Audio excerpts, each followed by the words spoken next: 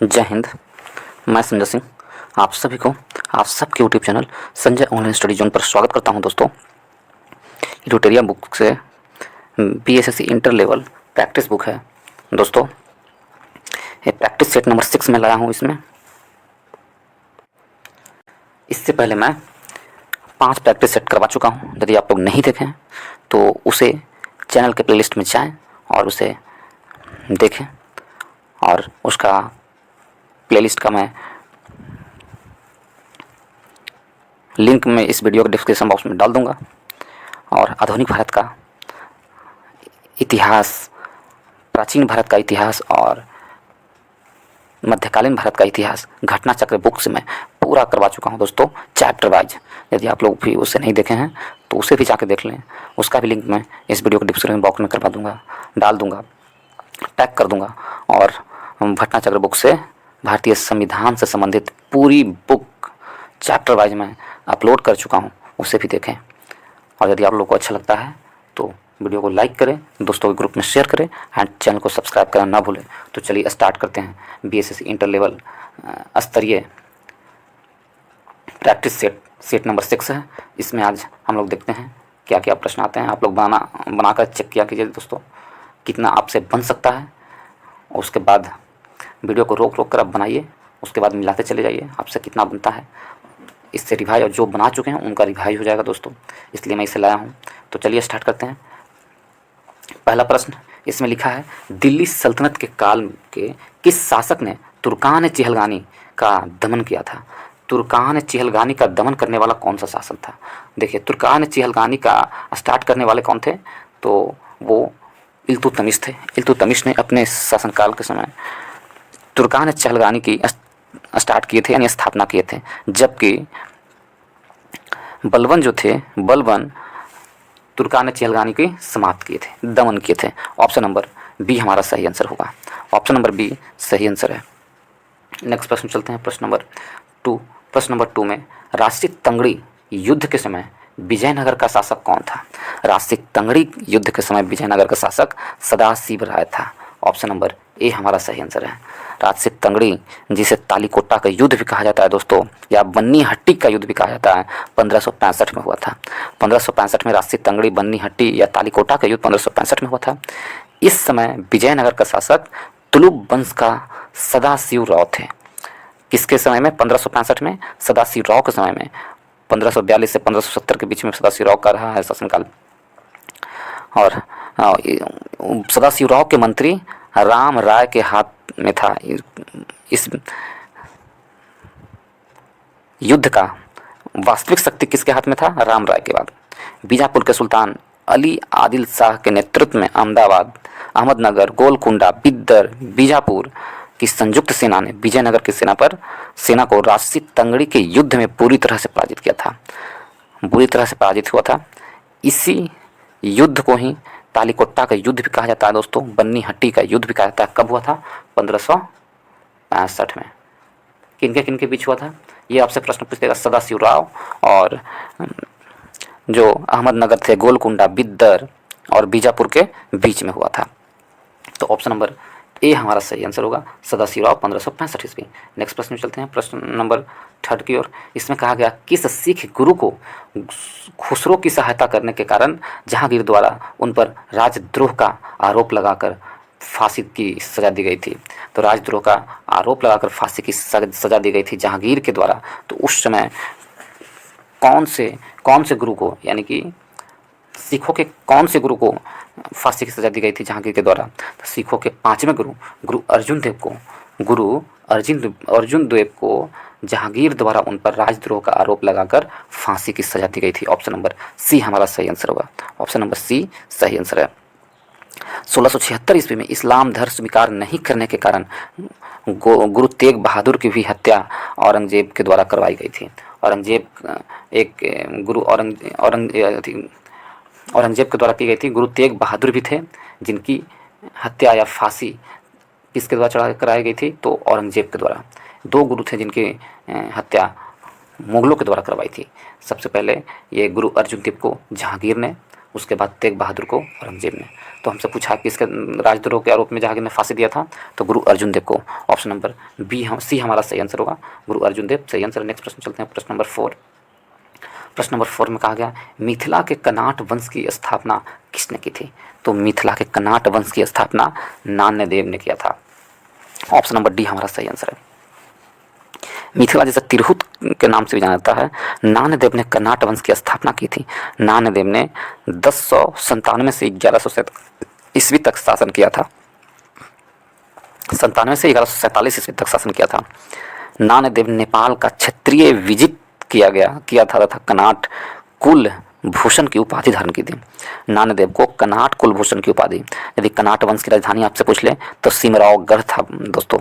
Connaught वंश की जो राजधानी कौन था? सिमरावगढ़ था। बख्तियार खिलजी के आक्रमण के समय इस वंश के शासक नरसिंह देव थे। जिस समय बख्तियार खिलजी ने मिथिला पर आक्रमण किया था, बिहार पर आक्रमण किया था, उस समय ये नान्यदेव कनाट वंश के जो शासक हुए वो नरसिंह देव थे। और इस वंश का अंतिम शासक आपसे पूछ लिया जाए तो इस वंश का अंतिम शासक हरि सिंह देव थे।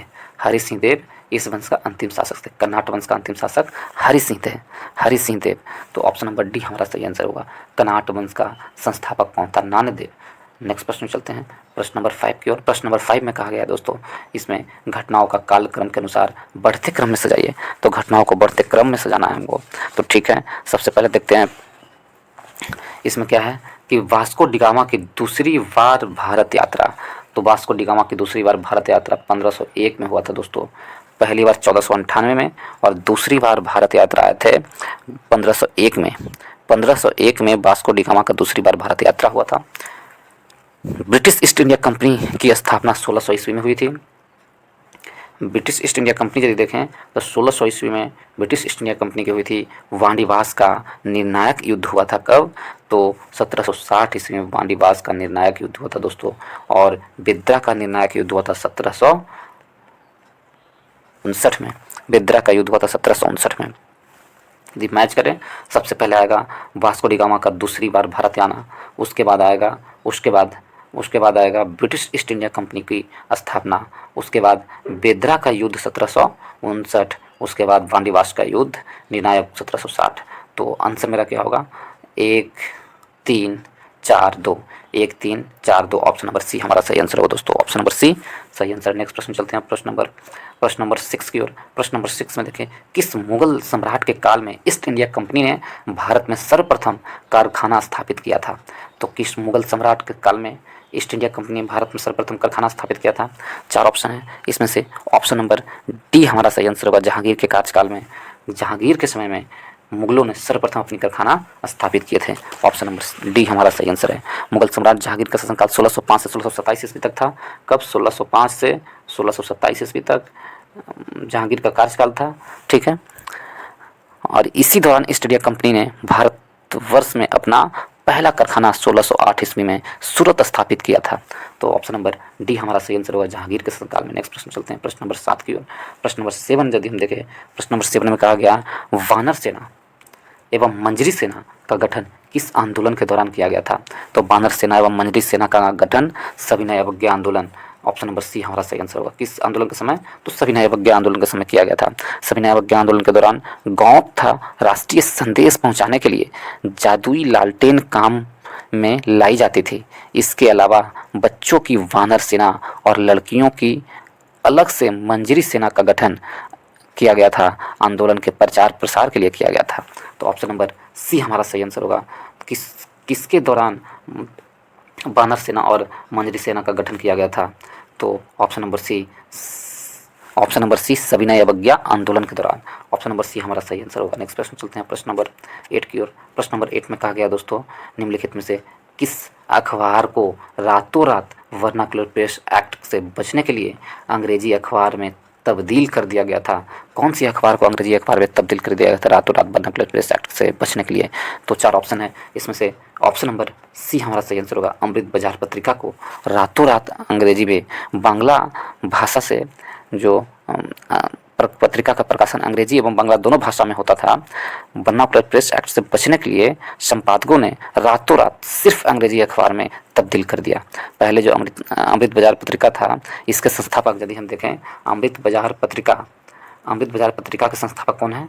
तो शिशिर कुमार घोष एवं मोतीलाल के नेतृत्व में, शिशिर कुमार एवं मोतीलाल घोष के नेतृत्व में अमृत बाजार पत्रिका के प्रकाशन हुआ करता था और यह इंग्लिश और बांग्ला दोनों भाषाओं में हुआ करता था। लेकिन वर्नाकुलर प्रेस एक्ट से बचने के लिए इसके संपादक ने रातों रात सिर्फ अंग्रेजी में अखबार को छापना शुरू किया। तो ऑप्शन नंबर सी हमारा सही आंसर है। नेक्स्ट प्रश्न में चलते हैं, प्रश्न नंबर 9 की ओर। प्रश्न नंबर 9 में कहा गया दोस्तों, इसमें दिया गया क्रांति की तलवार में धार वैचारिक पत्थर पर रगड़ने से आती है। उपरोक्त कथन निम्नलिखित में से किसने कहा था? ये कथन किसने कहा था? क्रांति की तलवार में धार वैचारिक पत्थर पर रगड़ने से आती है।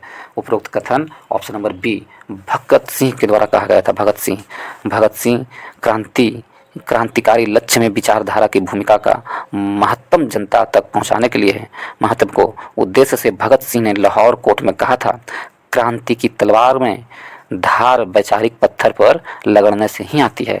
भगत सिंह ने कहा था जब वो लाहौर कोर्ट में बंद थे, तब उन्होंने ये कथन कहा था। ऑप्शन नंबर बी हमारा सही आंसर है। नेक्स्ट प्रश्न चलते हैं, प्रश्न नंबर 10 की ओर। निम्नलिखित में से किस क्षेत्र में अस्थायी बंदोबस्ती की प्रथा प्रचलित नहीं थी? तो कौन से क्षेत्र में अस्थायी बंदोबस्ती की प्रथा प्रचलित नहीं थी? बंगाल, उड़ीसा और बिहार में प्रचलित थी, लेकिन पंजाब में स्थायी बंदोबस्ती की प्रथा प्रचलित नहीं थी। भारत में अंग्रेजों ने 3 प्रकार की भू राजस्व व्यवस्था लागू किए थे। उसमें बंगाल, बिहार, उड़ीसा और उत्तर पश्चिमी प्रांत में के बनारस खंड और उत्तरी कर्नाटक में भूमि का अस्थायी बंदोबस्ती यानी जमींदारी प्रथा प्रचलित था, जबकि उत्तर प्रांत, मध्य प्रांत एवं पंजाब में महाल वाली व्यवस्था की लागू किया गया था। पंजाब में कौन सा था? महालवाड़ी, ना कि अस्थायी बंदोबस्ती। तो ऑप्शन नंबर डी हमारा सही आंसर होगा। यहाँ प्रचलित नहीं था, पंजाब में प्रचलित नहीं था अस्थायी बंदोबस्ती। ऑप्शन नंबर डी हमारा सही आंसर है। नेक्स्ट प्रश्न में चलते हैं, प्रश्न नंबर 11 की ओर। 11 में कहा गया है चंड प्रधोंत किस प्राचीन गणराज्य के राजा थे? तो चंड प्रधोंत थे जो उड़ीसा गणराज्य के राजा थे, उड़ीसा के। ऑप्शन नंबर सी हमारा सही आंसर होगा। चंड प्रधोंत कहाँ के थे? उड़ीसा के थे। ऑप्शन नंबर सी हमारा सही आंसर है। यदि हम इसे देखें, क्वेश्चन नंबर 12 को देखते हैं हम। क्वेश्चन नंबर 12 में है निम्नलिखित में से कौन सुमेलित नहीं है? एक तरफ सूची 1 है और सूची 2 है, इसमें कौन सुमेलित है और कौन सुमेलित नहीं है ये पूछा है हमसे। तो देखिए, इसमें एक तरफ है कुषाण स्वर्ण एवं ताम्र के सिक्के चलाए थे, बिल्कुल सही है। गुप्त है जो स्वर्ण एवं रजत के सिक्के चलाए थे, ये भी सही है। सतवाहन स्वर्ण के सिक्के चलाई थी, ये गलत है दोस्तों। कलचुरी स्वर्ण, रजत और ताम्र के सिक्के चलाई थी, ये भी सही है। तो हमसे पूछा है कौन सही नहीं है, तो ऑप्शन नंबर सी सही नहीं है। सातवाहन स्वर्ण के सिक्के नहीं चलाए थे। सातवाहन शासकों ने चांदी, तांबा, शीशे के सिक्के जारी किए थे, न कि स्वर्ण के। तो ऑप्शन नंबर सी हमारा सही आंसर है। नेक्स्ट प्रश्न चलते हैं, प्रश्न नंबर 13 की ओर। प्रश्न नंबर 13 में वर्तमान में उच्चतम न्यायालयों में कुल कितने न्यायाधीश हैं? तो वर्तमान में उच्चतम न्यायालयों में कुल 34 न्यायाधीश हैं। ऑप्शन नंबर सी हमारा सही आंसर होगा।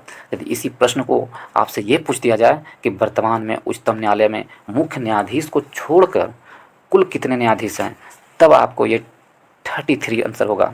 लेकिन आपसे कुल कितने न्यायाधीश आपसे पूछा गया है, तो ऑप्शन नंबर सी 34 है। ऑप्शन नंबर सी हमारा सही आंसर होगा। और वर्तमान में सर्वोच्च न्यायालय के मुख्य न्यायाधीश धनंजय यशवंत चंद्रचूड़ हैं, वे भारत के 50वें न्यायाधीश हैं। नेक्स्ट प्रश्न चलते हैं, प्रश्न नंबर 14 की ओर। लोकसभा में किसी विधेयक पर आम बहस निम्नलिखित में से किस स्तर पर होती है? तो लोकसभा में किसी विधेयक पर आम बहस किस स्तर पर होती है? विधेयक के प्रस्तुति के समय, द्वितीय वाचन में, प्रतिवेदन स्तर पर या तृतीय वाचन में? तो लोकसभा में किसी विधेयक पर आम बहस ऑप्शन नंबर बी द्वितीय वाचन के स्तर पर होती है। द्वितीय वाचन के स्तर पर होती है किसी विधेयक पर। कब होती है? द्वितीय वाचन के विधेयक पर विचार विमर्श होता है और सदन के सदस्य इसी स्तर पर आम बहस करते हैं। किस स्तर पर? द्वितीय वाचन के। तो ऑप्शन नंबर बी हमारा सही आंसर है। नेक्स्ट प्रश्न चलते हैं, प्रश्न नंबर 15 की ओर। 15 में कहा गया है दोस्तों, 15 नंबर प्रश्न में है निम्नलिखित में से संविधान के किस अनुच्छेद के तहत राज्य वित्त आयोग का गठन किया जाता है? तो राज्य वित्त आयोग का गठन किस संविधान के तहत किया जाता है? किस संविधान के किस अनुच्छेद के तहत राज्य वित्त आयोग, केंद्र में वित्त आयोग अनुच्छेद 280 के तहत, लेकिन राज्य वित्त आयोग का गठन कब होता है, ये हमसे प्रश्न पूछा है। 4 ऑप्शन है इसमें, 243 का आई है, 243 का डी है, 243 का के है दोस्तों, और अनुच्छेद 243 का एच है। तो इसमें ऑप्शन नंबर ए हमारा सही आंसर होगा, 243 के आई। भारतीय संविधान के अनुच्छेद 243 के आई के अनुसार राज्यपाल द्वारा राज्य वित्त आयोग का गठन प्रत्येक 5 वर्ष पर किया जाता है। किसके द्वारा? राज्यपाल के द्वारा, अनुच्छेद 243 के आई में, ठीक है। और केंद्र में राष्ट्रपति के द्वारा और राज्य में राज्यपाल के द्वारा, और राज्यपाल केंद्र में अनुच्छेद 280 के तहत वित्त आयोग का गठन किया जाता है, जबकि राज्य में 243 के आई के तहत वित्त आयोग का गठन किया जाता है, और ये भी 5 वर्ष का। ऑप्शन नंबर ए हमारा सही आंसर है। नेक्स्ट प्रश्न चलते हैं प्रश्न नंबर 16 की ओर। प्रश्न नंबर 16 में देखें, निम्नलिखित में से कौन सा युग में सुमेलित नहीं है? तो कौन सा युग में सुमेलित नहीं है? उपराष्ट्रपति का पद संयुक्त राज्य अमेरिका से लिया गया है, तो बिल्कुल सही है, उपराष्ट्रपति का पद संयुक्त राष्ट्र अमेरिका से लिया गया है, ये बिल्कुल सही है दोस्तों। और राज्यसभा के सदस्यों का निर्वाचन आयरलैंड से है, नहीं, ये गलत है। तो हमसे पूछा कौन सुमेलित नहीं है, तो ऑप्शन नंबर बी ही सुमेलित नहीं है दोस्तों, ऑप्शन नंबर बी सुमेलित नहीं है। यदि और सभी को देखें, राज्यों में राज्यपाल की नियुक्ति कनाडा से और संसदीय विशेषाधिकार ब्रिटेन से, तो ऑप्शन नंबर बी सही नहीं है, इसलिए ऑप्शन नंबर बी हमारा सही आंसर होगा। राज्यसभा के लिए साहित्य, कला, विज्ञान एवं समाज सेवा में योगदान के आधार पर सदस्यों के मनोनयन का विचार आयरलैंड से लिया गया है, सदस्यों के मनोनयन का विचार। लेकिन यहाँ पर कहा गया है कि राज्यसभा में सदस्यों का निर्वाचन नहीं, जो मनोनीत करते हैं राष्ट्रपति 12 सदस्यों को, वो विचार जो लिया गया है, वो विचार आयरलैंड से लिया गया है, वो विचार आयरलैंड से लिया गया है, ना कि निर्वाचित करने के लिए। राज्यसभा में सदस्यों के निर्वाचन पद्धति दक्षिण अफ्रीका से लिया गया है। निर्वाचित पद्धति कहाँ से लिया गया है? दक्षिण अफ्रीका से, न कि आयरलैंड से। तो ऑप्शन नंबर बी हमारा सही आंसर है। नेक्स्ट प्रश्न चलते हैं 17 नंबर प्रश्न में, वरीयता क्रम में 6ठे स्थान पर लोकसभा अध्यक्ष के साथ किसको रखा जा गया है? तो वरीयता क्रम में 6ठे स्थान पर लोकसभा अध्यक्ष के साथ भारत के मुख्य न्यायाधीश को रखा गया है। ऑप्शन नंबर डी हमारा सही आंसर होगा, भारत के मुख्य न्यायाधीश को वरीयता क्रम में लोकसभा अध्यक्ष के साथ रखा गया है। ऑप्शन नंबर डी हमारा सही आंसर होगा। यदि वरीयता क्रम के अनुसार यदि हम आपको कुछ वरीयता क्रम को बताएं, सबसे पहला वरीयता क्रम में सबसे पहले स्थान पर राष्ट्रपति आते हैं दोस्तों, उसके बाद दूसरे स्थान पर उपराष्ट्रपति, तीसरे स्थान पर प्रधानमंत्री, चौथे स्थान पर राज्यों के राज्यपाल अपने अपने राज्य में, और 5वें स्थान पर भूतपूर्व राष्ट्रपति, और 5 के क्रम में उप प्रधानमंत्री, 6 में भारत के मुख्य न्यायाधीश और लोकसभा अध्यक्ष, 7 में केंद्रीय मंत्रिमंडल के मंत्री राज्यों के मुख्यमंत्री अपने अपने राज्य में, और साथ में ही और उपाध्यक्ष नीति आयोग के, भूतपूर्व प्रधानमंत्री, राज्यसभा और लोकसभा में विपक्ष के नेता, ये सभी 7वें स्थान पर आते हैं। तो इस प्रकार यदि हम देखें तो भारत के मुख्य न्यायाधीश और लोकसभा अध्यक्ष दोनों 6ठे क्रम पर आते हैं, 6 स्थान पर आते हैं। तो ऑप्शन नंबर डी हमारा सही आंसर है। नेक्स्ट प्रश्न चलते हैं प्रश्न नंबर 18 की ओर। 18 में कहा गया है दोस्तों, संसद की उच्च सदन में निम्नलिखित राज्यों की सीटों की सही आरोही क्रम में चुने। तो संसद के जो उच्च सदन यानी राज्यसभा में जो राज्यों को सीट जिस तरह प्राप्त हुई है, उस अनुसार चुनने के लिए हमें दिया गया है। यदि हम देखें उत्तर प्रदेश में सीटों की संख्या कितनी है, तो उत्तर प्रदेश में सीटों की संख्या 31 है दोस्तों, ठीक है। महाराष्ट्र में सीटों की संख्या 19 है, और तमिलनाडु में सीटों की संख्या 18 है दोस्तों, और बिहार में सीटों की संख्या 16 है। तो इस प्रकार ऑप्शन नंबर ए हमारा सही आंसर होगा। उत्तर प्रदेश में राज्यसभा में सीटों की संख्या 31, महाराष्ट्र में राज्यसभा में सीटों की संख्या 19, उच्च सदन मतलब राज्यसभा, और तमिलनाडु में राज्यसभा में सीटों की संख्या 18 है, और बिहार में राज्यसभा सीटों की संख्या 16 है। तो इस प्रकार ऑप्शन नंबर ए हमारा सही आंसर होगा। नेक्स्ट प्रश्न चलते हैं प्रश्न नंबर 19 की ओर। प्रश्न नंबर 19 में है, एक उच्च न्यायालय का न्यायाधीश अपना त्यागपत्र संबोधित करता है। तो एक उच्च न्यायालय का न्यायाधीश अपना त्यागपत्र, ऑप्शन नंबर ए, राष्ट्रपति को संबोधित करता है। ऑप्शन नंबर ए हमारा सही आंसर होगा। किसी भी उच्च न्यायालय के न्यायाधीश की नियुक्ति राष्ट्रपति के द्वारा की जाती है, ठीक है। और राष्ट्रपति सर्वोच्च न्यायालय के मुख्य न्यायाधीश एवं संबंधित राज्य के राज्यपाल से परामर्श लेकर ही इसकी नियुक्ति करती है। लेकिन उच्च न्यायालय के न्यायाधीश अपना त्यागपत्र राष्ट्रपति को ही संबोधित करते हैं। किसी भी उच्च न्यायालय के न्यायाधीश हैं, वो अपना त्यागपत्र राष्ट्रपति को ही समर्पित करते हैं। तो इस प्रकार ऑप्शन नंबर ए हमारा सही आंसर होगा।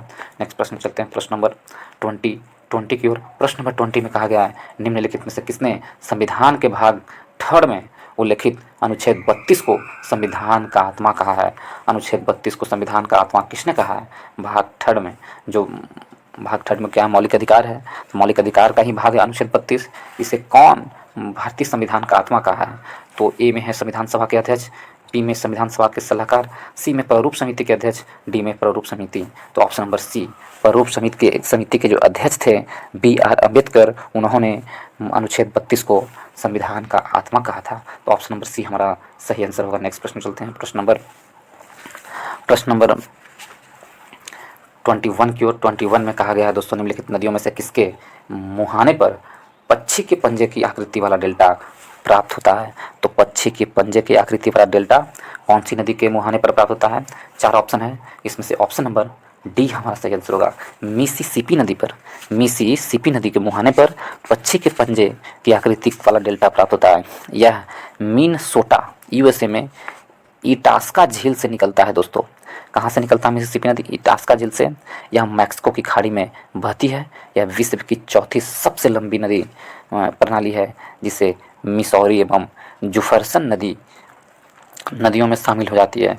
मिसौरी एवं जुफरसन नदियों में शामिल है। तो ऑप्शन नंबर डी हमारा सही आंसर होगा। मिसिसिपी नदी के मुहाने को जो डेल्टा बनाता है वो पक्षी के पंजी के आकार का बनाता है। ऑप्शन नंबर डी हमारा सही आंसर होगा। नेक्स्ट प्रश्न चलते हैं। प्रश्न नंबर 22 की ओर। फिजी द्वीप अवस्थित है, तो फिजी द्वीप कहाँ अवस्थित है? फिजी द्वीप है जो कहाँ अवस्थित है? 4 ऑप्शन है, अटलांटिक महासागर में, प्रशांत महासागर में, सी में हिंद महासागर में, अरब सागर में। फिजी द्वीप प्रशांत महासागर में स्थित है दोस्तों। फिजी द्वीप कहाँ है? प्रशांत महासागर में।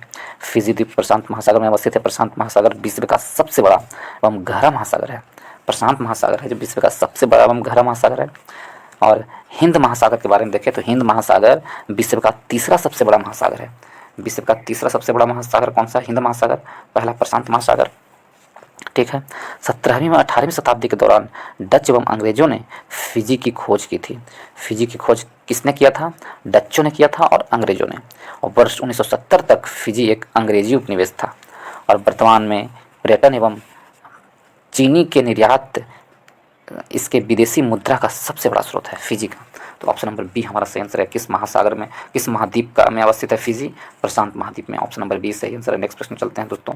प्रश्न नंबर 23 की ओर। 23 में कहा गया है, प्रश्न नंबर 23 में है कि परवाल द्वारा निर्मित ग्रेट बैरियर रीफ किस तट के समीप है स्थित है? तो परवाल द्वारा निर्मित ग्रेट बैरियर रीफ किस तट पर निर्मित है? न्यूजीलैंड के तट पर, फिनलैंड के, आयरलैंड के, क्वींसलैंड के। तो ऑप्शन नंबर डी, क्वींसलैंड के तट पर ग्रेट बैरियर रीफ निर्मित है। कहाँ? क्वींसलैंड के। क्वींसलैंड ऑस्ट्रेलिया के उत्तर पूर्वी तट के समांतर बनी है। उत्तर पूर्वी ऑस्ट्रेलिया का जो क्षेत्र है उसके उत्तर पूर्वी क्षेत्र को क्वींसलैंड कहा जाता है। वहाँ पर ही आपको ग्रेट बैरियर रीफ मिलेंगे। विश्व की यह सबसे बड़ी मूंगे की दीवार है। ग्रेट बैरियर रीफ किसके द्वारा बनी हुई होती है? तो मूंगे की दीवार, क्वींसलैंड में। और यह प्रशांत महासागर में स्थित है। यह उत्तर के केप यार्क प्रायद्वीप की मुहाने से शुरू होकर दक्षिण में वुड वार्ग तक फैली हुई है। ग्रासलैंड को ऑस्ट्रेलिया में डॉन्स के नाम से भी जाना जाता है। ऑस्ट्रेलिया के ग्रासलैंड को किस नाम से जाना जाता है? डॉन्स के नाम से जाता है। बिली उष्णकटिबंधीय चक्रवात उत्तर पश्चिम ऑस्ट्रेलिया में होता है। बिली जो चक्रवात आता है वो कहाँ आता है? ऑस्ट्रेलिया में आता है, उत्तर पश्चिम में। तो हमसे प्रश्न पूछा है ग्रेट बैरियर रीफ किस तट के समीप मिलेंगे? तो ग्रेट बैरियर रीफ क्वींसलैंड के तट के समीप मिलेंगे। ऑप्शन नंबर डी हमारा सही आंसर है। नेक्स्ट प्रश्न चलते हैं। प्रश्न नंबर 24 की ओर। 24 नंबर प्रश्न में देखें दोस्तों, निम्न अक्षांश उत्तरी अथवा दक्षिणी में से किसे आप हॉर्स अक्षांश से संबंधित है? हॉर्स अक्षांश से संबंधित किस अक्षांश को कहते हैं? तो ऑप्शन नंबर ए, 30 डिग्री उत्तरी एवं दक्षिणी अक्षांश को हॉर्स अक्षांश से संबंधित कहा जाता है। शांत हवा एवं कर्म वर्षा इन अक्षांशों की विशेषता है। हॉर्स की अश्व अक्षांश मुख्य भूमध्य रेखा के उत्तर एवं दक्षिण में लगभग 30 डिग्री पर स्थित है। अश्व अक्षांश कितना डिग्री पर? 30 डिग्री पर। ऑप्शन नंबर ए हमारा सही आंसर है। नेक्स्ट प्रश्न चलते हैं। प्रश्न नंबर 25 में अल नीनो बताता है। तो अल नीनो कहाँ बनता है? अल नीनो कहाँ बनता है, ये प्रश्न पूछा है। तो अल नीनो है जो प्रशांत महासागर में बनता है। ऑप्शन नंबर ए हमारा सही आंसर है दोस्तों। कहाँ बनता है अल नीनो? प्रशांत महासागर में। अल नीनो प्रशांत महासागर में बनता है जब पूर्वी प्रशांत क्षेत्र में भूमध्य रेखा के साथ गर्म पानी का निर्माण होता है पूर्वी प्रशांत में, तो अल नीनो बनता है। अल नीनो स्पेनिश भाषा का शब्द है दोस्तों। अल नीनो कौन सा भाषा का शब्द है? स्पेनिश भाषा का शब्द है, जिसका अर्थ होता है छोटा बालक। यह एक गर्म जलधारा है। अल नीनो एक गर्म जलधारा है। इसके आगमन से सागरीय जल का तापमान 3 से 4 डिग्री बढ़ जाता है। और अल नीनो है जो पेरू के तट के पास इसका जल ठंडा हो जाता है। अल नीनो जो गर्म जलधारा है, पेरू के तट पर जाता है तो इसका जो जल है ठंडा हो जाता है। अल नीनो के दौरान व्यापारिक पवनें मध्य एवं पश्चिमी प्रशांत सागर में शांत हो जाती है। तो ऑप्शन नंबर ए हमारा सही आंसर होगा। अल नीनो बनता है प्रशांत महासागर में। ऑप्शन नंबर ए हमारा सही आंसर है। नेक्स्ट प्रश्न, प्रश्न नंबर 26 की ओर। सप्तकोशिया बाघ रिजर्व कहाँ स्थित है? तो सप्तकोशिया बाघ रिजर्व उड़ीसा में स्थित है। ऑप्शन नंबर ए हमारा सही आंसर है। सप्तकोशिया गौर्ज अभ्यारण्य इस क्षेत्र में को वर्ष 1976 में एक अभ्यारण्य घोषित किया गया था। नेक्स्ट प्रश्न चलते हैं प्रश्न नंबर 27 की ओर। निम्न में से किस महाद्वीप में सबसे अधिक देश है? तो कौन से महाद्वीप में सबसे अधिक देश है, ये प्रश्न पूछा है। तो इसमें 4 ऑप्शन है और इसमें से ऑप्शन नंबर सी हमारा सही आंसर होगा। अफ्रीका महादेश में सबसे अधिक देश है। कुल 54 स्वतंत्र देश है अफ्रीका में। तो ऑप्शन नंबर सी हमारा सही आंसर होगा। सबसे अधिक देश अफ्रीका में है। नेक्स्ट प्रश्न चलते हैं प्रश्न नंबर 28 में कहा गया निम्नलिखित में से किस क्षेत्र में प्रवाल भित्ति नहीं पाई जाती है? तो प्रवाल भित्ति किस क्षेत्र में नहीं पाई जाती है? कैम्बे की खाड़ी में प्रवाल भित्ति नहीं पाई जाती है दोस्तों। कैम्बे की खाड़ी में प्रवाल भित्ति नहीं पाई जाती है। ऑप्शन नंबर ए हमारा सही आंसर होगा। इसका आंसर क्या होगा? कैम्बे की खाड़ी, वहाँ पर प्रवाल भित्ति नहीं पाई जाती है। और आपको मन्नार की खाड़ी, कच्छ की खाड़ी और लक्षद्वीप, यहाँ पर प्रवाल भित्ति पाई जाती है, जबकि कैम्बे की खाड़ी में प्रवाल भित्ति नहीं पाई जाती है। ऑप्शन नंबर ए हमारा सही आंसर होगा। नेक्स्ट प्रश्न चलते हैं प्रश्न नंबर 29 में कहा गया है भारत में किस राज्य का सर्वाधिक क्षेत्र घने पतझड़ वन जंगल से घिरा है? घने पतझड़ वन है जो जंगल से घिरा हुआ है। तो यदि आंसर देखें तो इसका हो जाएगा क्या? ऑप्शन नंबर सी घने पतझड़ वन जंगल से घिरा हुआ है। मध्य प्रदेश का ऑप्शन नंबर सी मध्य प्रदेश का क्षेत्र घने पतझड़ वन जंगल से घिरा हुआ है। तो इस प्रकार ऑप्शन नंबर सी सही आंसर होगा। ऑप्शन नंबर सी सही आंसर होगा। मध्य प्रदेश, यदि देखें मध्य प्रदेश में कितना वर्ग किलोमीटर में है? विश्व 21 में जो प्रकाशित रिपोर्ट है उसके अनुसार यदि मध्य प्रदेश, उसके अनुसार घने जंगलों से घिरा हुआ मध्य प्रदेश प्रथम स्थान पर है। उसके बाद अरुणाचल प्रदेश है, उसके बाद छत्तीसगढ़ है, उसके बाद उड़ीसा है। तो पहला स्थान पर मध्य प्रदेश, फिर छत्तीसगढ़, फिर आपको और उसके बाद अरुणाचल प्रदेश, मध्य प्रदेश के बाद तब छत्तीसगढ़, तब उड़ीसा। तो पहले स्थान पर कौन है? Madhya Pradesh. Option number A हमारा सही आंसर है। नेक्स्ट प्रश्न चलते हैं प्रश्न नंबर 13 की ओर। 30 नंबर प्रश्न में कहें तो छठी पंचवर्षीय योजना के दौरान निम्नलिखित में से कौन सा कार्यक्रम शुरू किया गया था? छठी पंचवर्षीय योजना के दौरान ऑप्शन 4 है एकीकृत ग्रामीण विकास, ग्रामीण साक्षरता विकास, ग्रामीण रेलवे, ग्रामीण लोगों के लिए उन्नत संचार का विकास। तो एकीकृत छठी पंचवर्षीय योजना के दौरान एकीकृत ग्रामीण विकास कार्यक्रम शुरू किया गया था। ऑप्शन नंबर ए हमारा सही आंसर होगा। छठी पंचवर्षीय योजना को देखें तो 1680 से 85 ईस्वी में, 1980 से 85 ईस्वी में छठी पंचवर्षीय योजना का कार्यकाल था। इसमें एकीकृत ग्रामीण विकास कार्यक्रम चलाया गया था और 2 अक्टूबर 1980 को प्रारंभ किया गया था। एकीकृत ग्रामीण विकास कार्यक्रम 2 अक्टूबर 1980 को प्रारंभ किया गया था। छठी पंचवर्षीय योजना में प्रारंभ किया गया और इस योजना के मुख्य लक्ष्य ग्रामीण निर्धन परिवारों को स्वरोजगार हेतु ऋण उपलब्ध कराकर उन्हें रोजगार प्रदान कराना था दोस्तों, और जिससे सहायता से प्राप्त परिवारों को गरीबी रेखा से ऊपर उठा सके। अप्रैल 1999 में स्वर्ण जयंती स्वरोजगार योजना भी स्टार्ट की गई थी। तो इस प्रकार ऑप्शन नंबर 1 छठी पंचवर्षीय योजना के समय एकीकृत ग्रामीण विकास स्टार्ट किया गया था 2 अक्टूबर 1980 को। ऑप्शन नंबर ए हमारा सही आंसर है। नेक्स्ट प्रश्न चलते हैं प्रश्न नंबर 31 में। इसमें कहा गया सार्वजनिक वितरण प्रणाली का लक्ष्य है। सार्वजनिक वितरण प्रणाली का लक्ष्य क्या है? गरीबों को खाद्य सुरक्षा उपलब्ध कराना, बिल्कुल सही है। जमाखोरी एवं कालाबाजारी रोकना, यह भी सही है। व्यापारियों द्वारा अधिक मूल्य लिए जाने से रोकना, यह भी सही है। तो उपरोक्त से सभी सही है। ऑप्शन नंबर डी हमारा सही आंसर होगा। ऑप्शन नंबर डी सही आंसर होगा। सार्वजनिक वितरण प्रणाली का लक्ष्य है उपरोक्त से सभी। नेक्स्ट प्रश्न चलते हैं प्रश्न नंबर 32 में कहा गया है भारत में नगरीय क्षेत्रों में बीपीएल परिवारों की पहचान के लिए निम्नलिखित में से कौन सी समिति की गठन की गई थी? तो भारत में नगरीय क्षेत्रों में बीपीएल की पहचान के लिए बीपीएल के पहचान के लिए कौन से समिति की गठन की गई थी? तो 4 ऑप्शन इसमें से तेंदुलकर समिति, सक्सेना समिति, लक्कड़वाला समिति, हाशिम समिति। तो नगरीय क्षेत्र में जो बीपीएल परिवारों को चिन्हित करने के लिए हाशिम समिति की खोज की गई थी। नगरीय क्षेत्रों में कौन सी समिति? हाशिम समिति की। शहरी क्षेत्रों में रहने वाले गरीबों को पहचान हेतु विशेषज्ञ समिति का गठन प्रोफेसर एस आर हाशिम की अध्यक्षता में किया गया था। कौन से? प्रोफेसर एस आर हाशिम की अध्यक्षता में किया गया था, और जिसमें अपनी रिपोर्ट दिसंबर 2012 में प्रस्तुत किए थे। और समिति के अनुसार शहरी गरीबों की पहचान 3 प्रकार की कमजोरियों के आधार पर की जा सकती है। एक था आवासीय कमजोरी, दूसरा सामाजिक कमजोरी तथा तीसरा पेशाजनक कमजोरी। तो ऑप्शन नंबर डी हाशिम समिति को नियुक्त किया था या गठित किया गया था। ऑप्शन नंबर डी हमारा सही आंसर है। नेक्स्ट प्रश्न चलते हैं प्रश्न नंबर 33 की ओर। इसमें कपाट का संबंध है। कपाट का संबंध किससे है? तो कंप्यूटर हार्डवेयर से, निर्यात वृद्धि हेतु परामर्श सेवा के लिए, बड़े उद्योग में प्रदूषण के नियंत्रण से, या ग्रामीण कल्याण कार्यक्रम की सहायता व मूल्यांकन से। तो ऑप्शन नंबर डी कपाट का संबंध है ग्रामीण कल्याण कार्यक्रमों की सहायता व मूल्यांकन से। ऑप्शन नंबर डी हमारा सही आंसर है। नेक्स्ट प्रश्न चलते हैं प्रश्न नंबर 34 में। निम्नलिखित में से कौन सा एक सुमेलित नहीं है? औद्योगिक वित्त सिडबी। औद्योगिक वित्त सिडबी है, क्या ये सुमेलित है? तो बिल्कुल सुमेलित है। औद्योगिक वित्त सिडबी के द्वारा किया जाता है, ये सुमेलित है। सामाजिक सुरक्षा उपाय भारत निर्माण, ये भी सही है। ग्रामीण साख नाबार्ड के द्वारा किया जाता है, ग्रामीण साख, ये भी सही है। तो ग्रामीण रोजगार SJSRY ये गलत है। ऑप्शन नंबर डी हमारा गलत है। कौन सुमेलित नहीं है? Option number D. ग्रामीण रोजगार है स्वर्ण जयंती शहरी रोजगार योजना SJSRY से होता है। शहरी रोजगार योजना SJSRY, और इसकी स्थापना 1 दिसंबर 1997 को आरंभ हुई थी। और इसका उद्देश्य शहरी बेरोजगार को रोजगार उपलब्ध कराना था, न कि ग्रामीण बेरोजगार को। अतः विकल्प जो डी है गलत है।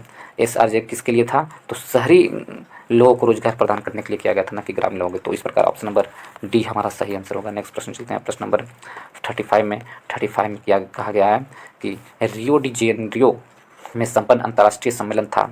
तो रियो डी जेनेरियो में कौन से अंतर्राष्ट्रीय सम्मेलन का समापन हुआ था? वर्ष 1992 में संपन्न अंतर्राष्ट्रीय पृथ्वी शिखर सम्मेलन संयुक्त राष्ट्र का पर्यावरण एवं विकास सम्मेलन था, जो रियो डी जेनेरियो में क्या हुआ था? समाप्त हुआ था। तो रियो डी जेनेरियो में संपन्न अंतर्राष्ट्रीय सम्मेलन संयुक्त राष्ट्र पर्यावरण एवं विकास सम्मेलन था, जो कब हुआ था? 1992 में हुआ था। 1992 में हुआ था रियो डी जेनेरियो सम्मेलन, एक पृथ्वी शिखर सम्मेलन था। ऑप्शन नंबर ए हमारा सही आंसर होगा। नेक्स्ट प्रश्न चलते हैं प्रश्न नंबर 36 में। 36 में कहा गया दोस्तों, प्रश्न नंबर 36 में है कि 68वां फिल्म फेयर पुरस्कार 2023 में किसे सर्वश्रेष्ठ अभिनेता का खिताब दिया गया है? तो 68वां फिल्म पुरस्कार 2023 में सर्वश्रेष्ठ अभिनेता का फिल्म खिताब दिया गया है। सर्वश्रेष्ठ अभिनेता का खिताब किसे दिया गया है? राजकुमार राव को। ऑप्शन नंबर बी हमारा सही आंसर होगा। ऑप्शन नंबर बी सही आंसर होगा। 68वां फिल्म फेयर अवार्ड 2023 में सर्वश्रेष्ठ फिल्म गंगूबाई काठियावाड़ा को दिया गया था। सर्वश्रेष्ठ फिल्म गंगूबाई काठियावाड़ा को। सर्वश्रेष्ठ निर्देशक थे कौन? संजय लीला भंसाली। और अभिनेत्री, सर्वश्रेष्ठ अभिनेत्री आलिया भट्ट को चुना गया था, जबकि सर्वश्रेष्ठ अभिनेता के रूप में राजकुमार राव को चुना गया था फिल्म बधाई के लिए चुना गया था। ऑप्शन नंबर बी हमारा सही आंसर है। नेक्स्ट प्रश्न चलते हैं प्रश्न नंबर 37 की ओर। 37 में कहा गया है दोस्तों कि एसोचैम 37 में चौगम CHOGM सम्मेलन का आयोजन कहाँ किया गया? तो इस सम्मेलन का आयोजन कहाँ किया गया था? तो ऑप्शन नंबर ए समाओ में इस सम्मेलन का 27वां आयोजन किया गया था, जबकि इस सम्मेलन की स्थापना वर्ष 1926 में की गई थी। और इसका मुख्यालय कहाँ है? लंदन में। नेक्स्ट प्रश्न चलते हैं प्रश्न नंबर 38 की ओर। 38 में कहा समर्थ योजना की शुरुआत किस मंत्रालय द्वारा की गई है? समर्थ योजना की शुरुआत ऑप्शन नंबर बी कपड़ा मंत्रालय के द्वारा की गई है। कपड़ा मंत्रालय के द्वारा समर्थ योजना की शुरुआत की गई है। यदि माहिर मिशन के योजना की शुरुआत किसने किया है? तो विद्युत मंत्रालय ने माहिर मिशन नामक योजना की शुरुआत किए हैं। श्रेष्ठ योजना की शुरुआत सामाजिक न्याय मंत्रालय द्वारा। महिला सम्मान बचत योजना की शुरुआत वित्त मंत्रालय द्वारा शुरू की गई है। तो इस प्रकार यदि हम देखें कपड़ा मंत्रालय के द्वारा समर्थ योजना की शुरुआत की गई है। नेक्स्ट प्रश्न चलते हैं प्रश्न नंबर 39 की ओर। त्रिपुरा सरकार ने पर्यटन क्षेत्र को बढ़ाने के उद्देश्य से किसे अपना ब्रांड एम्बेसडर नियुक्त किया है? तो त्रिपुरा सरकार ने पर्यटन क्षेत्र को बढ़ाने के उद्देश्य से अपना ब्रांड एम्बेसडर किसे नियुक्त किया है? तो option number A Saurabh Ganguly को नियुक्त किया है। ऑप्शन नंबर ए हमारा सही आंसर होगा, त्रिपुरा ने सौरभ गांगुली को। नेक्स्ट प्रश्न चलते हैं प्रश्न नंबर 40 की ओर। प्रश्न नंबर 40 में कहा गया दोस्तों, हाल ही में किस राज्य के द्वारा लेवेंडर महोत्सव मनाया गया था?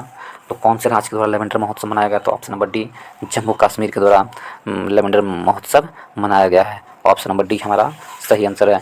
नेक्स्ट प्रश्न चलते हैं प्रश्न नंबर 41 की ओर। इसमें कहा गया है किस देश ने प्रधानमंत्री नरेंद्र मोदी को ऑर्डर ऑफ द नाइल सम्मान से सम्मानित किया गया है?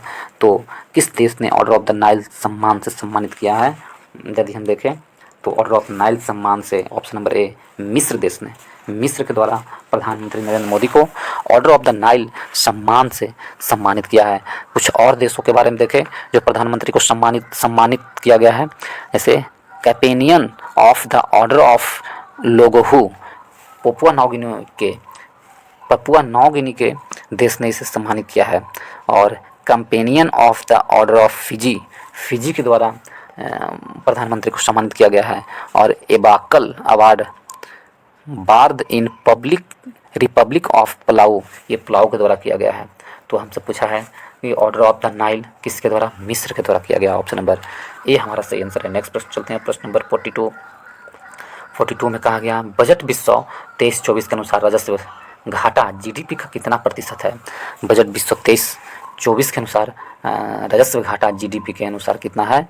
2.9% है। ऑप्शन नंबर सी हमारा सही आंसर है। राजस्व घाटा 2.9% है जीडीपी का। 23-24 में कुल कितना?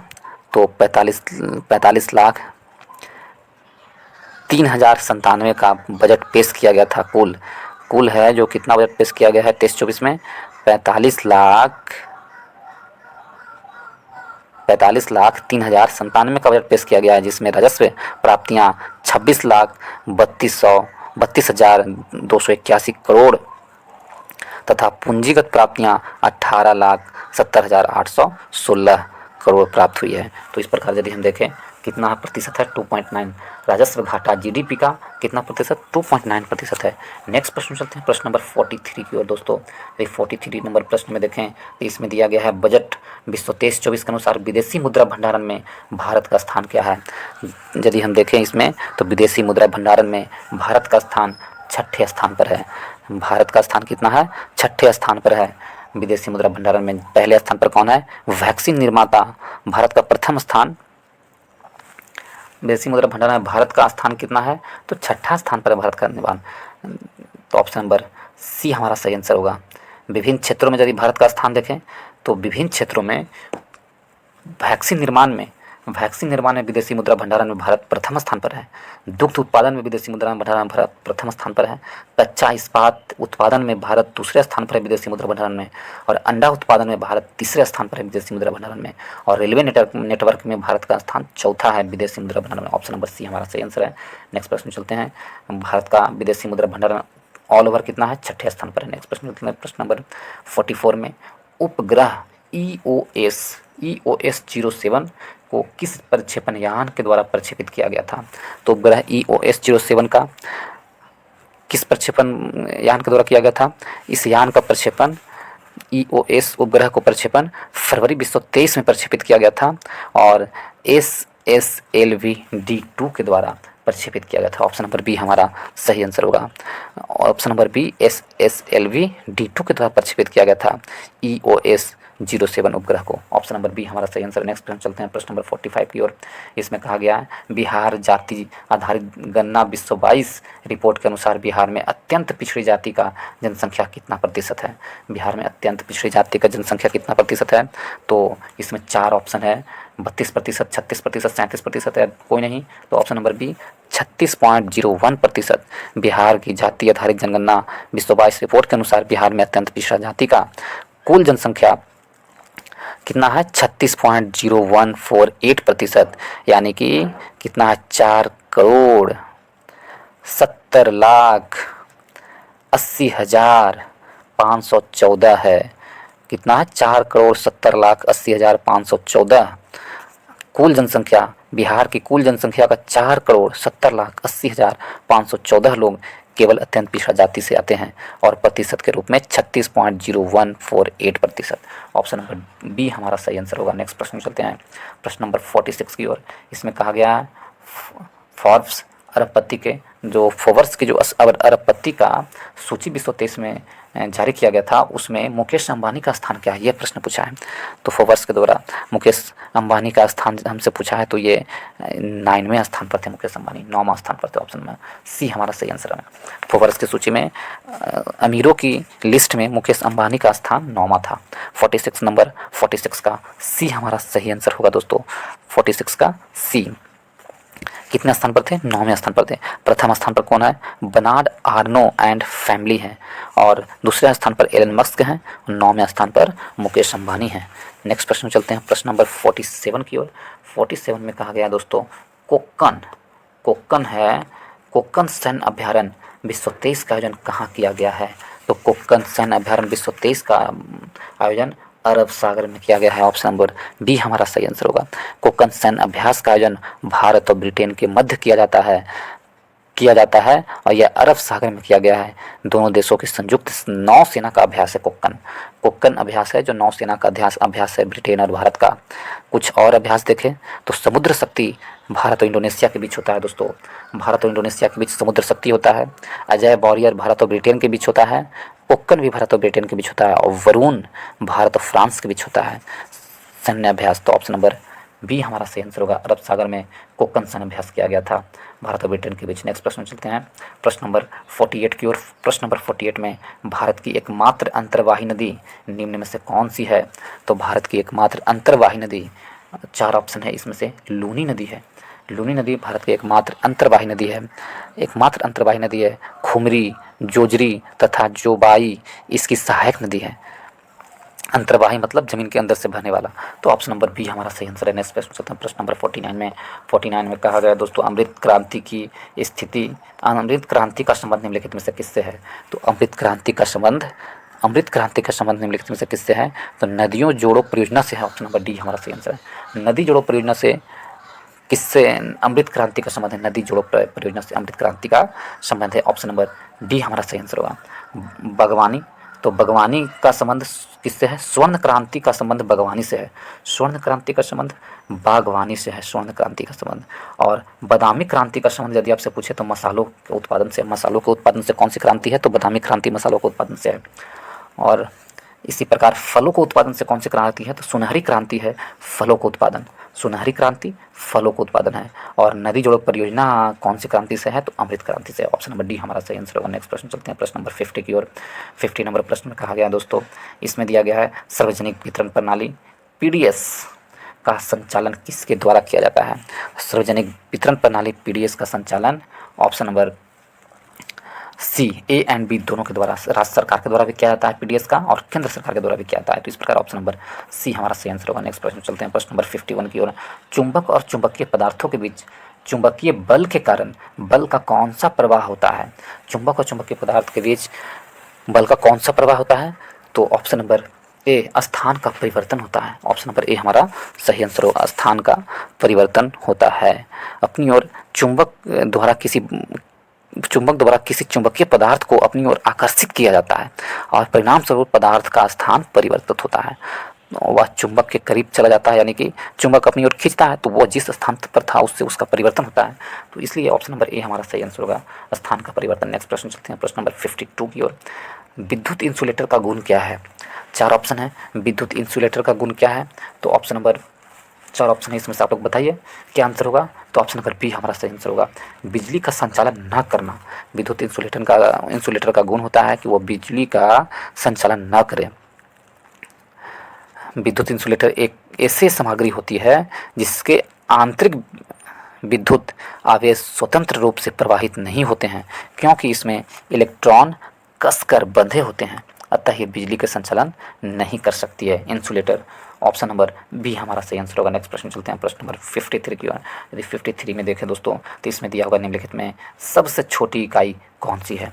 सबसे छोटी इकाई हमसे पूछा गया है, तो सबसे छोटी इकाई इसमें से कौन सी है? मिलीमीटर।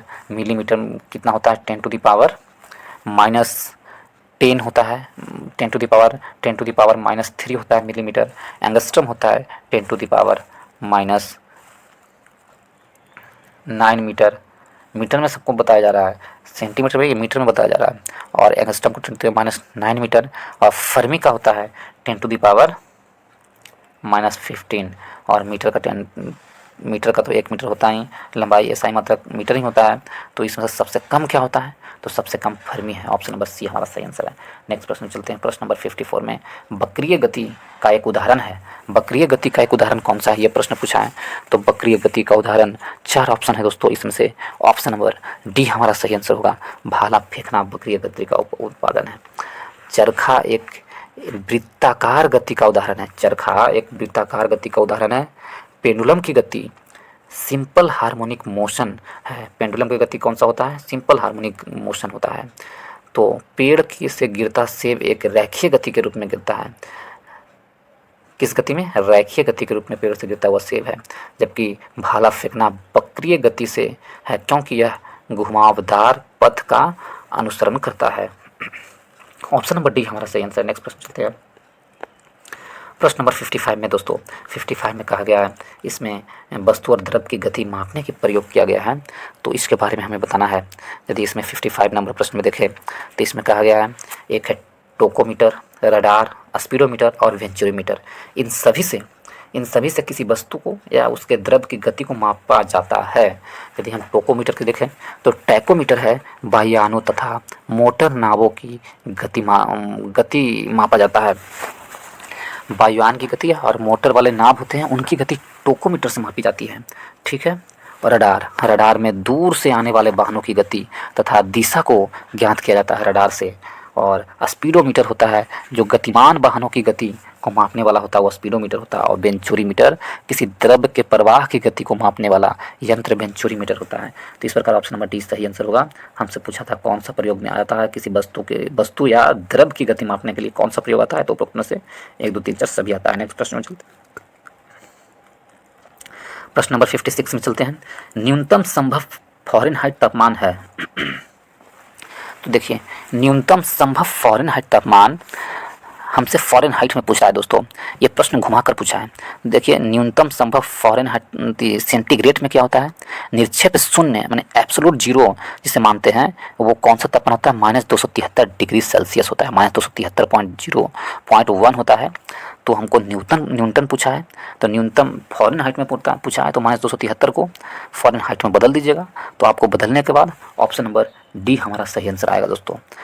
-459.4 डिग्री फ़ारेनहाइट होगा जो न्यूनतम संभव मान होगा फ़ारेनहाइट में। तो ऑप्शन नंबर डी हमारा सही आंसर होगा। नेक्स्ट प्रश्न चलते हैं, प्रश्न नंबर 57 की ओर। 57 में कहा गया आवृत्ति यानी v और समयावधि t संबंधित है। आवृत्ति v और समयावधि t क्या होगा? तो v क्या होता है? आवृत्ति बराबर क्या होता है? 1/समयावधि होता है, या t v बराबर 1/t होता है। तो v बराबर 1/t कहीं दिया हुआ है, तो v बराबर 1/t की जगह पर v गुना t बराबर 1 होगा। ऑप्शन नंबर ए हमारा सही आंसर होगा। नेक्स्ट प्रश्न चलते हैं, प्रश्न नंबर 57 की ओर। 57 में कहा गया है दोस्तों, भारतीय मानव शरीर में रक्त की मात्रा शरीर के भार की लगभग कितनी प्रतिशत होती है? तो मानव शरीर में रक्त की मात्रा शरीर के भार का लगभग 7 से 8% होता है। ऑप्शन नंबर बी हमारा सही आंसर होगा। कितना? 7 से 8%। लगभग 5 से 5.5 लीटर रक्त होता है मानव शरीर में। स्त्रियों में पुरुषों की अपेक्षा रक्त की मात्रा कम होती है। तो ऑप्शन नंबर बी हमारा सही आंसर है। नेक्स्ट प्रश्न में चलते हैं, प्रश्न नंबर 59 में। यदि 59 नंबर प्रश्न को देखें दोस्तों, इसमें कहा गया ऊंचे पहाड़ों पर नाक से खून क्यों निकलने लगते हैं? तो ऊंचे पहाड़ों पर नाक से क्यों खून निकलती है, ये प्रश्न पूछा है।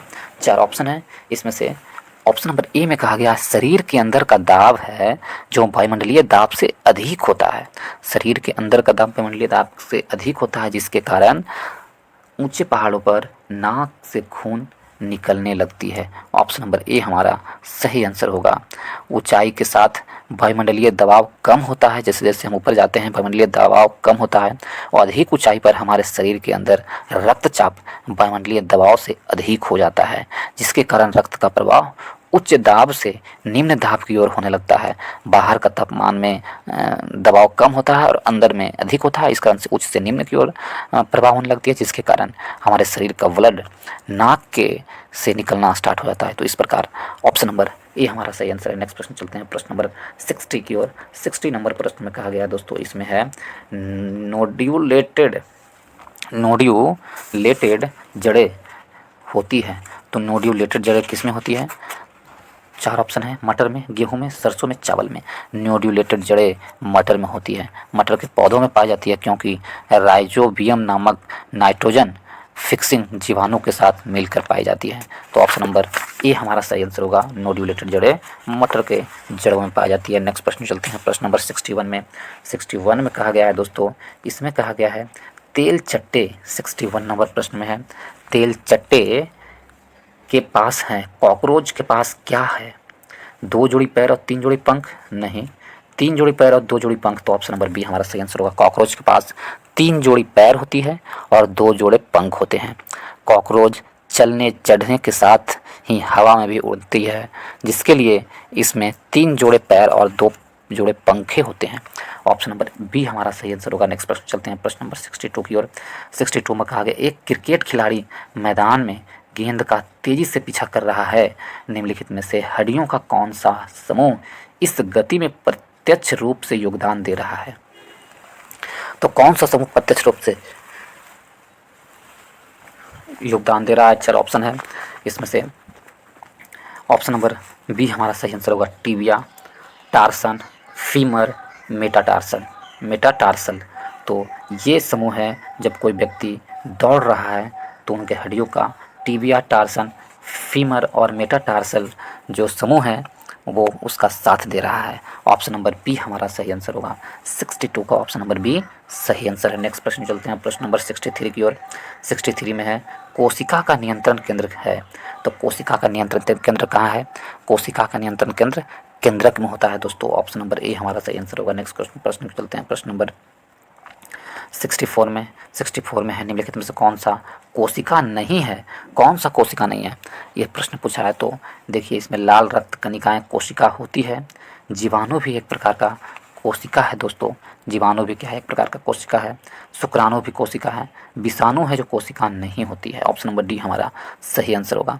वायरस एक अकोशिकीय सूक्ष्म संक्रमण पैदा करने वाला एजेंट है, अकोशिकीय, जिसमें एक प्रोटीन आवरण एवं एक न्यूक्लिक एसिड होता है। इसमें विषाणु में एक प्रोटीन आवरण एवं एक न्यूक्लिक एसिड होता है, डीएनए एवं आरएनए होता है। यह पोषण के लिए मेजबान का निर्भर करता है, मेजबान पर निर्भर करता है पोषण के लिए। तो विषाणु क्या है? एक कोशिकीय सेल नहीं है। ऑप्शन नंबर डी हमारा सही आंसर होगा। नेक्स्ट प्रश्न चलते हैं प्रश्न नंबर 65 में। 65 में कहा गया, एडवर्ड जेनर ने विकास किया है। तो एडवर्ड जेनर ने क्या विकास किया है? तो एडवर्ड जेनर ने 4 ऑप्शन है, चेचक हेतु टीका, पोलियो हेतु टीका, तपेदिक हेतु टीका, मलेरिया हेतु टीका। तो एडवर्ड जेनर ने चेचक हेतु टीका विकास किया है। एडवर्ड जेनर अंग्रेजी डॉक्टर थे जो चेचक के टीके की खोज की थी। इन्हें प्रतिरक्षा इमोलॉजी विज्ञान के पिता के रूप में भी जाना जाता है। तो ऑप्शन नंबर ए, चेचक के टीके की खोज एडवर्ड जेनर ने किया था। नेक्स्ट प्रश्न चलते हैं प्रश्न नंबर 66 की ओर।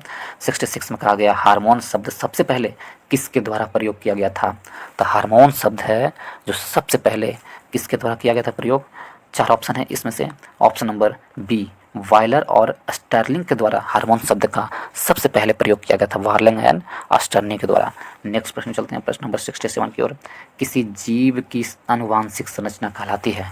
किसी जीव की आनुवांशिक संरचना क्या कहलाती है? तो जीनोटाइप कहलाती है। किसी जीव की आनुवांशिक संरचना जीनोटाइप कहलाता है। जीनोटाइप किसी जीव की कोशिका की आनुवांशिक संरचना है, वही फेनोटाइप जीव की बाहरी उपस्थिति है। जलील जीन एलिलील जीन का एक मिश्र रूप होता है जीनोटाइप। तो किसी जीव की आनुवांशिक संरचना जीनोटाइप कहलाता है। ऑप्शन नंबर ए हमारा सही आंसर होगा। नेक्स्ट प्रश्न चलते हैं प्रश्न नंबर 68 में दोस्तों। 68 नंबर प्रश्न में दिया गया है, इसमें दिया गया है, रक्त के माध्यम से ऑक्सीजन मुख्यतः मुख्य रूप से पहुंचाया जाता है? तो रक्त के माध्यम से ऑक्सीजन मुख्य रूप से एरिथ्रोसाइट के द्वारा पहुंचाया जाता है। एरिथ्रोसाइट के द्वारा रक्त के माध्यम से ऑक्सीजन पहुंचाया जाता है। 68 का ऑप्शन नंबर ए हमारा सही आंसर होगा। एरिथ्रोसाइट, जिसे लाल रक्त कोशिका आरबीसी भी कहते हैं, एरिथ्रोसाइट को ही आरबीसी कहते हैं दोस्तों। रक्त के माध्यम से ऑक्सीजन की परिवहन का कार्य करता है ये एरिथ्रोसाइट। और ल्यूकोसाइट प्रतिरक्षा, ल्यूकोसाइट जो है वो क्या है, प्रतिरक्षा प्रतिक्रिया में शामिल होता है, रोग से लड़ने की शक्ति प्रदान करता है ल्यूकोसाइट। जबकि थ्रोम्बोसाइट्स रक्त के थक्के जमने में मदद करता है। थ्रोम्बोसाइट रक्त के थक्के जमने में मदद करता है। तो ऑप्शन नंबर ए हमारा सही आंसर होगा। नेक्स्ट प्रश्न चलते हैं, प्रश्न नंबर 69 में दोस्तों। प्रश्न नंबर 69 में कहा था यदि तांबे को हवा में खुला रखा जाता है तो यह धीरे धीरे अपनी चमकदार भूरी सतह खो देता है और एक हरे रंग की कोटिंग प्राप्त कर लेता है, जिसका कारण क्या है? यदि तांबे को एक खुली हवा में रखा जाता है तो उसका एक कोटिंग प्राप्त करता है, वो कारण है CuCO3 के कारण। ऑप्शन नंबर बी हमारा सही आंसर होगा। CuCO3 के कारण जब तांबा हवा के संपर्क में होता है तो हवा में उपस्थित कार्बन डाइऑक्साइड और जलवाष्प आदि से प्रतिक्रिया कर कॉपर कार्बोनेट का निर्माण करता है। किसका निर्माण करता है? कॉपर कार्बोनेट का। फलतः तांबा हरे रंग का हो जाता है, उसके संपर्क में आने के बाद हरे रंग का हो जाता है। ऑप्शन नंबर बी हमारा सही आंसर होगा, CuCO3। नेक्स्ट प्रश्न चलते हैं 70 नंबर प्रश्न में। माध्यम में ध्वनि का वेग सही क्रम में बढ़ते क्रम बताइए। कौन सी माध्यम में ध्वनि का वेग सबसे कम होगा, फिर उसके बाद ज़्यादा होगा, फिर उसके बाद ज़्यादा होगा? यदि देखें हम तो O2 में ध्वनि का वेग सबसे कम है। इसमें इन 4 ऑप्शन में से जो दिया हुआ है, O2 में ध्वनि का वेग सबसे कम होगा, उसके बाद जलवाष्प में सबसे कम होगा, उसके बाद आयरन में, उसके बाद एल्युमिनियम में। तो ऑप्शन नंबर सी हमारा सही आंसर होगा। यदि हम कुछ और माध्यम के बारे में देख लें, जैसे हवा में ध्वनि का वेग कितना होगा, तो हवा में ध्वनि का वेग 332 मीटर पर सेकंड होगा। O2 में ध्वनि का वेग 260 मीटर पर सेकंड होगा। जलवाष्प में ध्वनि का वेग 405 मीटर पर सेकंड होगा। आयरन में ध्वनि का वेग 5130 मीटर प्रति सेकंड होगा और एल्युमिनियम में ध्वनि का वेग 6420 मीटर प्रति सेकंड होता है। तो ऑप्शन नंबर सी हमारा सही आंसर होगा। नेक्स्ट प्रश्न चलते हैं, प्रश्न नंबर 71 में। निम्नलिखित में से कौन सा समूह अम्लीय प्रकृति का है? तो अम्लीय प्रकृति का कौन सा समूह है? 4 ऑप्शन है। अंगूर, आसुत जल नहीं, साबुन का घोल और चिट्टी ये भी नहीं, और मिल्क ऑफ मैग्नीशियम और दूध ये भी नहीं, चींटी का डंक और सिरका। तो ऑप्शन नंबर डी चींटी का डंक और सिरका है जो अम्लीय प्रकृति का होगा। अम्लीय प्रकृति का चींटी का डंक और सिरका। यदि हम देखें अंगूर का कौन सा प्रकृति का होगा, तो टार्ट्रिक एसिड होता है अंगूर में टार्ट्रिक एसिड पाया जाता है। आसुत जल में उदासीन होता है आसुत जल दोस्तों। साबुन का विलयन क्षारीय प्रकृति का होता है। साबुन के विलयन के बारे में देखें तो ये क्षारीय प्रकृति का होता है। सिरका क्या होता है? एसिटिक प्रकृति का होता है, एसिटिक एसिड होता है सिरका में। और मिल्क ऑफ मैग्नीशियम में क्षारीय प्रकृति होता है। मिल्क ऑफ मैग्नीशियम में क्या होता है? क्षारीय प्रकृति होता है। दूध के बारे में देखें तो, और यदि हम इसको चींटी के डंक के बारे में देखें तो चींटी का डंक जो होता है फॉर्मिक एसिड होता है। चींटी के डंक में फॉर्मिक एसिड होता है। तो ऑप्शन नंबर डी हमारा सही आंसर होगा। चींटी और सिरका में अम्लीय प्रकृति होता है। नेक्स्ट प्रश्न चलते हैं, प्रश्न नंबर 72 में। निम्नलिखित में से कौन सी धातु प्रकृति में अपनी मूल अवस्था में मौजूद है? तो कौन सी धातु है जो प्रकृति में अपनी मूल अवस्था में मौजूद है, यह प्रश्न है। तो प्रकृति में अपनी मूल अवस्था में मौजूद है, इसमें 4 ऑप्शन है। इसमें से Ca, एक है Ca, Au, Zn और Ag। तो प्राकृतिक में मूल अवस्था में कौन सी धातु मौजूद है? एक है Au और Ag। Au और Ag है जो मूल अवस्था में प्राकृतिक में मौजूद है। ऑप्शन नंबर डी हमारा सही आंसर होगा। 2 और 4 हमारा सही आंसर होगा। सोना Au और चांदी Ag जैसी अक्रियाशील धातुएं मुक्त अवस्था में पाई जाती है, जबकि कैल्शियम Ca और Zn मुक्त अवस्था में नहीं पाई जाती है। तो ऑप्शन नंबर डी हमारा सही आंसर होगा। नेक्स्ट प्रश्न चलते हैं, प्रश्न नंबर 73 में। निम्नलिखित में से सर्वाधिक विद्युत धनात्मक तत्व कौन सा है? तो सबसे अधिक विद्युत धनात्मक तत्व कौन सा है, ये हमसे प्रश्न पूछा है। Fluorine, caesium, francium, osmium. तो ऑप्शन नंबर सी हमारा सही आंसर होगा। फ्रांसियम है इन सभी में सबसे अधिक विद्युत धनात्मक तत्व है, फ्रांसियम है। जबकि सर्वाधिक विद्युत ऋणात्मक तत्व फ्लोरीन है। सबसे अधिक विद्युत ऋणात्मक तत्व कौन सा इन सभी में से? फ्लोरीन। फ्रांसियम एक मानव निर्मित तत्व है। ऑप्शन नंबर सी हमारा सही आंसर है। नेक्स्ट प्रश्न चलते हैं, प्रश्न नंबर 74 में। प्रकाश के क्वांटम सिद्धांत का प्रतिपादन किसने किया था? प्रकाश के क्वांटम सिद्धांत का प्रतिपादन 4 ऑप्शन है, आइंस्टीन के द्वारा, न्यूटन ने, पास्कल ने या रिक्टर ने। प्रकाश के क्वांटम सिद्धांत का प्रतिपादन आइंस्टीन के द्वारा किया गया था। ऑप्शन नंबर ए हमारा सही आंसर होगा। प्रकाश के क्वांटम सिद्धांत का प्रतिपादन आइंस्टीन ने किया था। प्लांक का क्वांटम सिद्धांत के अनुसार किसी वस्तु के प्रकाश और ऊष्मा जैसे विकिरण ऊर्जा का उत्सर्जन या अवशोषण सतत नहीं होता है, बल्कि असतत रूप से छोटे छोटे बंडलों यानी पैकेट्स के रूप में होता है, उन्हें क्वांटम कहते हैं। तो क्वांटम का सिद्धांत आइंस्टीन ने दिया था। प्रकाश के क्वांटम सिद्धांत, ऑप्शन नंबर ए हमारा सही आंसर होगा। नेक्स्ट प्रश्न चलते हैं, प्रश्न नंबर, और इस वीडियो का लास्ट प्रश्न है दोस्तों, इस वीडियो का लास्ट प्रश्न है, ऊन देने वाले जंतु का समूह है। तो ऊन देने वाले जंतु का समूह कौन से क्षेत्र, कौन कौन सा है इसमें? तो कौन कौन सी ऊन देता है? देखिए, भेड़ ऊन देता है, बकरी देता है, ऊँट देता है और याक देता है। तो ऑप्शन नंबर ए हमारा सही आंसर होगा। भेड़, बकरी, ऊँट और याक, ये सब क्या है? ऊन देने वाले जंतुओं का समूह है। तो ऑप्शन नंबर ए हमारा सही आंसर होगा। इसके साथ ही इस वीडियो को समाप्त करते हैं दोस्तों। यदि आप लोगों को वीडियो अच्छा लगा है, इससे कुछ सीखने के लिए मिला हो दोस्तों, तो आप लोग इसे लाइक करें, दोस्तों के ग्रुप में शेयर करें और चैनल को सब्सक्राइब करना ना भूलें दोस्तों। तो चलिए इसके साथ ही इस वीडियो को समाप्त करते हैं। इस वीडियो को देखने के लिए बहुत बहुत धन्यवाद।